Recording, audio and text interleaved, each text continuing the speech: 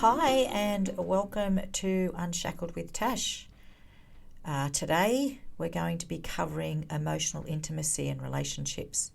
But firstly, I want to just reach out and see how everyone's week's been. How did you enjoy the internal family systems? Was there anything that really resonated for you, or you just didn't understand it? You know where I am if you want to ask any questions. As I say, these topics that I'm covering are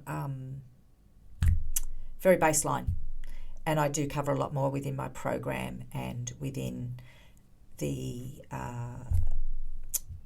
my program and my one-on-one coaching. Sorry guys, I was just a little bit distracted. If there's something that you're not sure of, please reach out.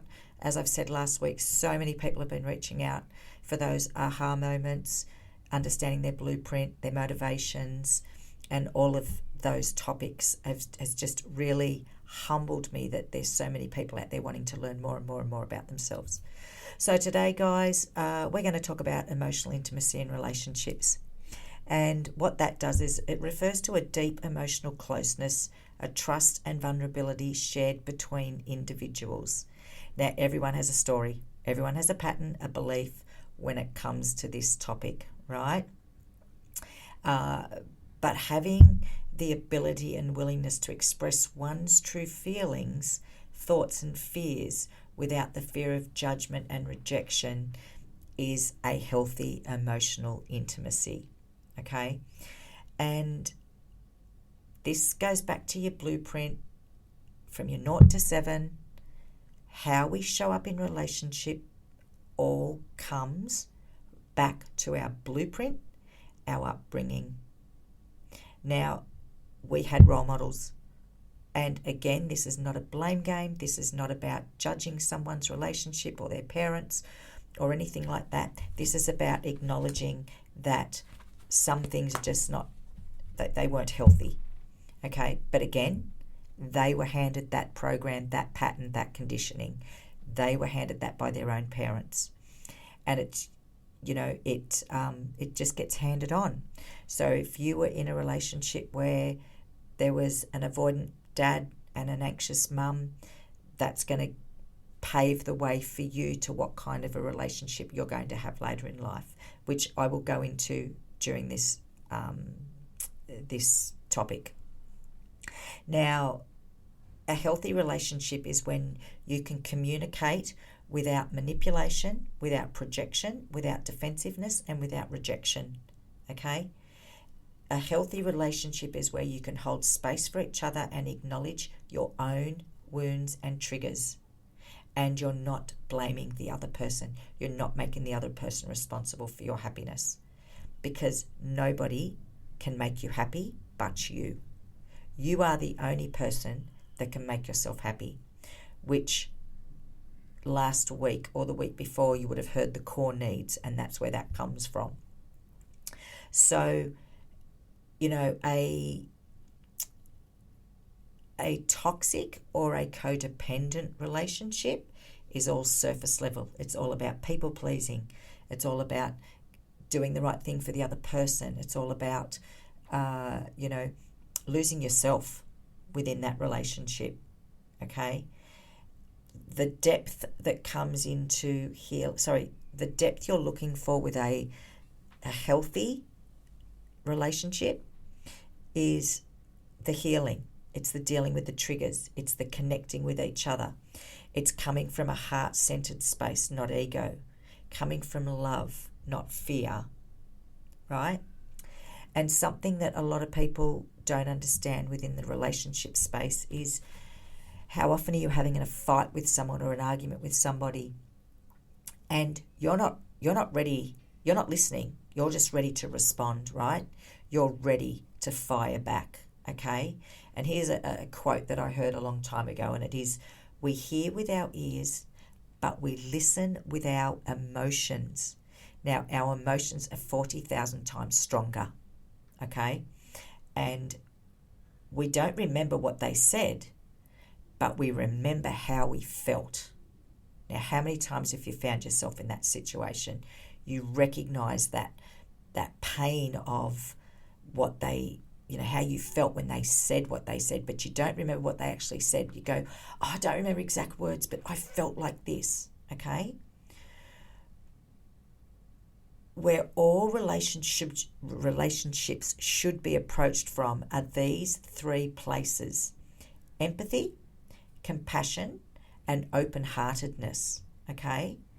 Now, I knew a beautiful man who is sadly passed away, dad of two of my beautiful friends, and he was married for 50, 60 years. I can't remember the exact amount, but I said to him one day, what was the secret? And he said, compassion, communication, and compromise. Now, not a lot of people do that anymore, guys, right? You have to be able to hear what that person's saying. You have to be able to actually hear where they're coming from so that you can be compassionate, so that you can compromise. But if you're coming from fear, all you're using is the emotion and how you're feeling, okay? Here's something else. When you're fighting with your partner or a friend or a colleague or work or whatever it is, your children, we are working from the age of the wound that we received as a child, be it abandonment, rejection, low self-worth, low self-love, no self-love, fear, doubt, all of those things as a wound, you're reacting instead of responding because you are the age of the child of the wound. And when there is rejection and abandonment and fear and doubt and you're living in survival, it is not a safe space, right? And something I work with a lot of my clients and my couples is to create a safe space so that you can understand where each other's coming from and to regulate your nervous system enough so that you can have these conversations without the aggression, without the needing to respond or retaliate or be defensive, okay? So if you can't have a difficult conversation with someone, that is not a safe space. If you're afraid to raise a topic because of fear of, the person being triggered and going off and abusing you or walking away and giving you the silent treatment or just pushing away how you feel, that is not a safe space, guys. Okay, and that all comes from the core needs, right? Whatever we haven't dealt with always comes back to your blueprint and always comes back to our core needs, because our core needs are something we work with and use every day, okay? And often when the person that you're fighting with, or somebody that can't have a healthy conversation or won't even look to having a healthy conversation, is often because they're familiar with chaos, drama, fighting, fight or flight, survival from their childhood. So to them, this is normal. To them, this is familiar. So you can't actually really judge that person too much on that, because that is what they know until they do the healing and the work.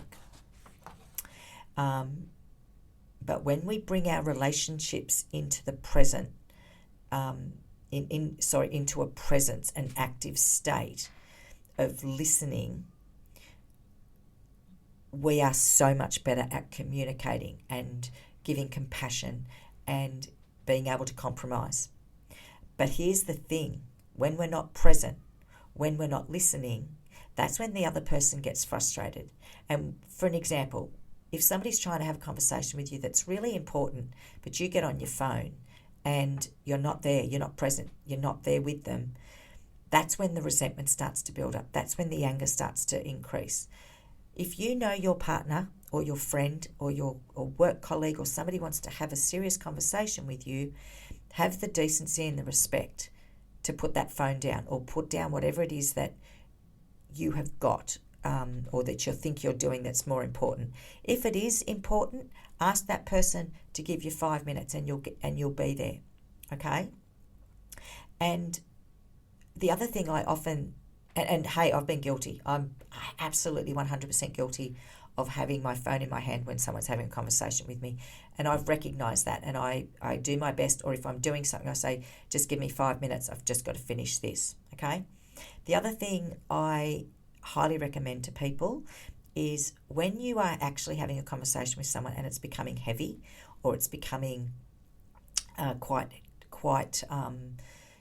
intense, and you really need to have you need to be heard, you need to be seen, and you need to be validated. I ask people to hold a spoon or a tool of some sort, and when that person's talking, they hold the spoon, and the other person does not get to reply or respond until that person has had their time. And that's worked really, really well for a lot of people. It's not going to work for everyone, because there's some people that just don't want to change and don't want to make an effort and don't want to change what they do and who they are. So unfortunately, that is something that you have to navigate. No one has a right to tell you that your feelings are not valid. Validate people's feelings. If someone says you've hurt them, accept it, and then have the conversation and do the work to understand each other's position and perspective. Because remember, we all have a different filter, a lens, and a map of our territory. So if you tell somebody that they don't feel like that, imagine how that person feels. When someone tells you you don't feel like that, how do you feel? You feel unseen, you feel unheard, you feel unvalidated. And here's the thing, there needs to be trust and reliable, and the person needs to be reliable and consistent in their behavior when it comes to these conversations. Okay? For you to have a healthy relationship with anyone, there needs to be respect and trust and honesty and compassion and understanding. And guys, often our triggers are due to our attachment styles. Now, we are not born with these attachment styles. They are created from our upbringing and our blueprint. Now, I'm just going to briefly run through the 4 types of attachment styles. And there's some really amazing books, and one's called Attached, which you can pick up for $14 at Big W. And the other one I highly recommend to a lot of people is How to Do the Work by Dr. Nicole LaPera. She's a holistic psychologist. And I help a lot. I give that book to a lot of my clients, and it helps them understand their attachment styles. And like I said, your attachment style, you were not born with it. It is who you became due to your blueprint. So let's go there. There are 4 types. There's anxious, avoidant, secure, and you've got anxious avoidant, which is known as disorganized or dismissive. Okay? Now, anxious attachment is needs are met, but not consistently. It's the stories and the stress of, the motivation, that carrot and stick motivation of the people pleasing, they need constant reassurance. If they keep doing everything for everyone else, because it means that they'll be loved, it will mean that they belong, it will mean that they're not going to lose somebody. But they're so, if they haven't had consistency in their upbringing and connection, and it's always been unpredictable, and you don't know whether love's coming or going, you grow up very, very anxious. You're always waiting for that bomb to drop. You're always waiting for them to say they're going to leave, or you're trying so hard to please everybody that you forget about yourself. Okay? That's your anxious attachment, and you are.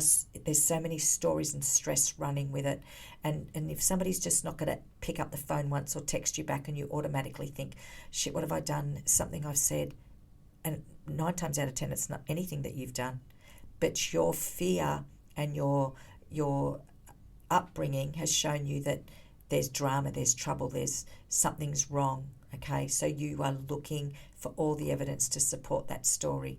And being that anxious is exhausting. And it's exhausting for the person that you're dating too, if this is a constant cycle, okay? Now you've got your avoidant. and your avoidant is needs not met. They're independent, they're unavailable, they're distant, they're unable to feel safe enough to get close to you. They want a relationship, they want to be with you, or they want something from you. But the fear of being intimate is scarier than the fear of having somebody love them because they were not loved as a child. And they're unable to share emotions. As friends, they're great friends because you don't want anything from them. But as an intimate partner, they are difficult. They are distant. They're hard to read. They're unpredictable, which there is your upbringing, okay? If the person grew up with unmet needs, this is who they become. And they look after themselves. And they're like, well, I've done this all my life for so long. I don't need somebody to help me. I've got this. I'm all over it. Okay, now these are just basic, guys, but when you get into the attachment book or further looking into your attachment styles, there is so much more layers to this. And as I always say, it's in my program and it's in my coaching. This is just very basic. Now, the next one is secure. And I call this winning the lotto, okay? This is somebody whose needs were met as a child. They felt safe, happy within themselves, happy to go with the flow, no control issues, no reassurance required. They're fun, they're happy, they're healthy, masculine or feminine. There's no hidden agendas with these people. They're just happy. They've had their needs met. They're safe and secure within themselves. They don't need you validating them. They don't need you reassuring them. They don't sabotage a relationship. Whereas an anxious person, it's not conscious, it's subconscious, but they will sabotage the relationship because a secure person and an anxious person, it's scary for an anxious person because they don't know what secure is.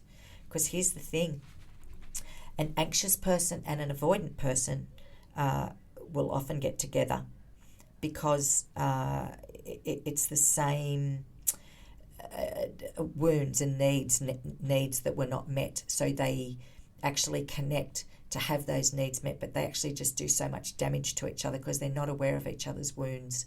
And so they do this horrible cycle. It's a horrible dance. Been there, done it.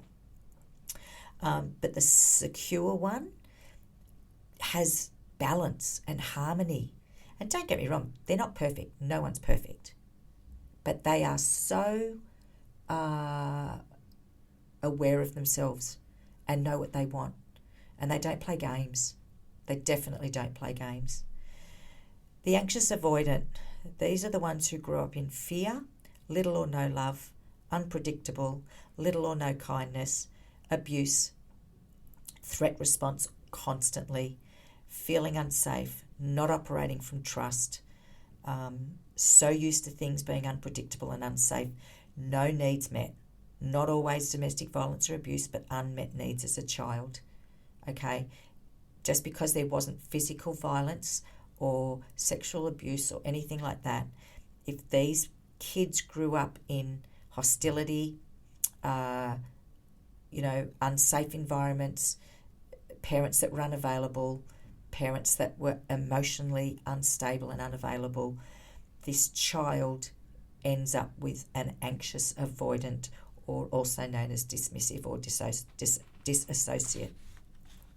And there's comorbidities with this, and that is personality disorders, PTSD, complex PTSD, severe anxiety and depression, deep confusion and unhappiness.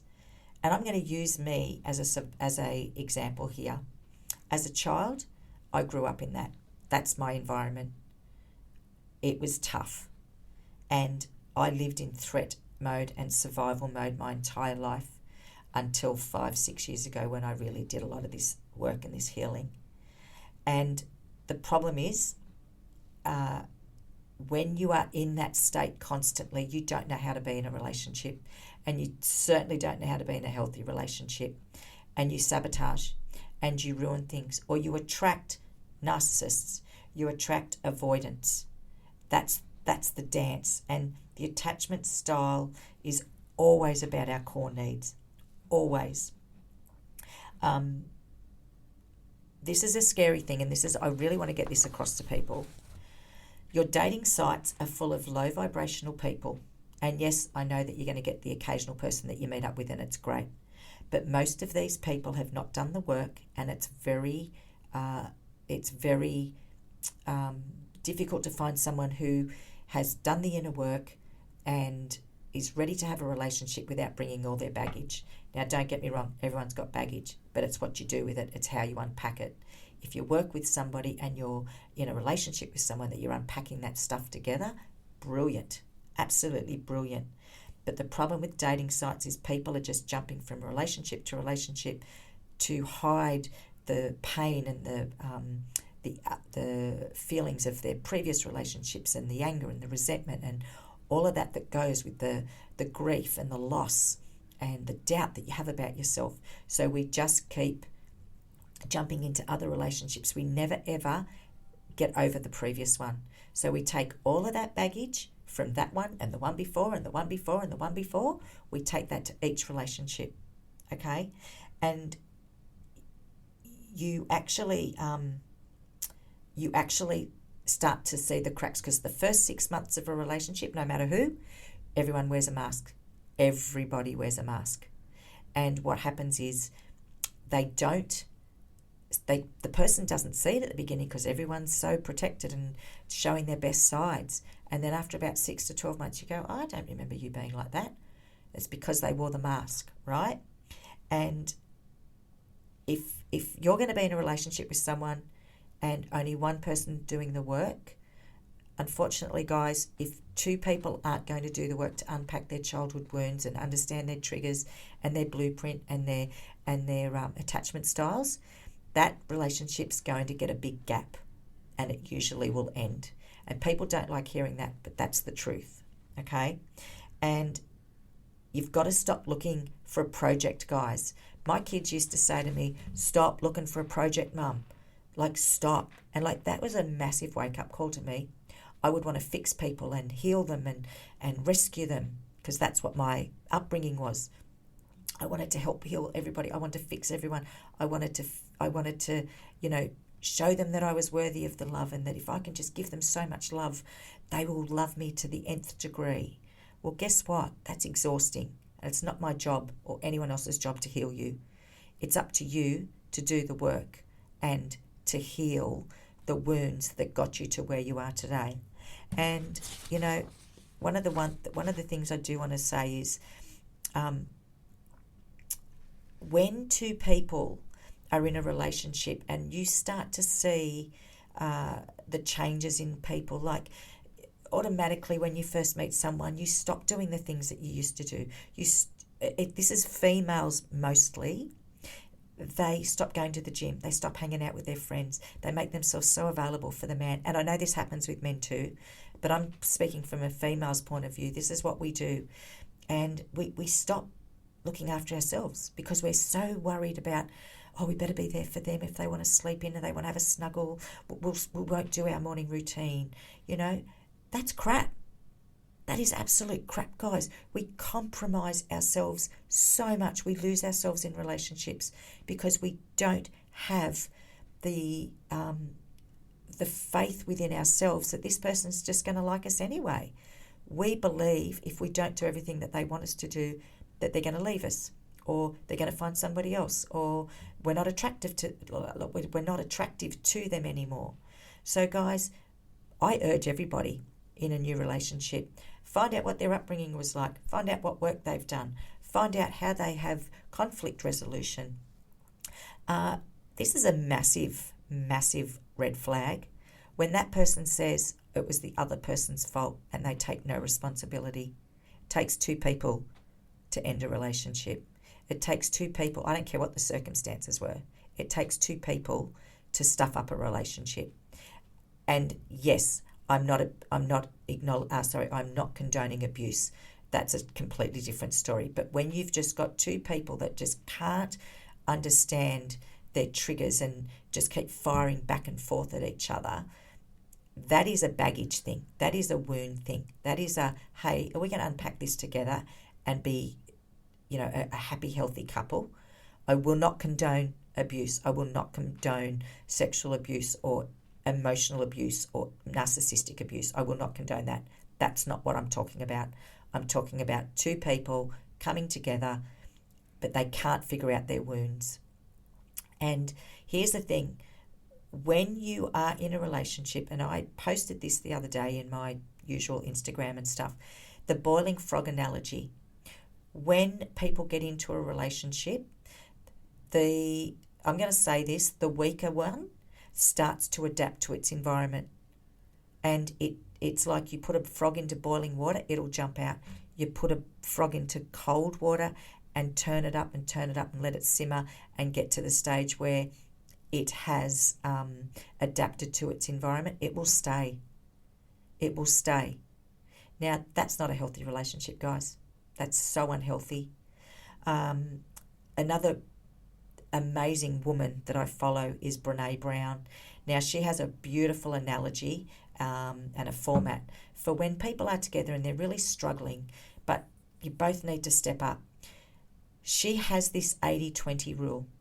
And this is where you have a conversation with that person and say, hey, I'm having a really bad day today. I'm doing it tough today. I've got some stuff going on. I've got some shit. I can only give you like freaking 20-30% today. Can you pick up the slack? And if that person says, yeah, look, I've got a fair bit going on too, see who's got the most capacity to hold space. See who's got the capacity to be there for each other. And this is the other thing, guys. When I say hold space, this is where you sit and you hold that space for your partner, for your friend, for your work colleague. You sit there and you actually give them that time. If you don't have the time, be honest, because there's nothing worse than thinking you're being heard, but you're not, okay? And relationships can be beautiful, but they can be extremely challenging. And, you know, I've had people say to me, what would you know about relationships? You haven't lasted. Well, I did. My first marriage was, 14 years, and my second marriage was 11 years. And I've had long-term relationships in between that. But yes, I've attracted people that my insecurities, my doubts, my fears, my childhood wounds have all been exposed, but so have theirs.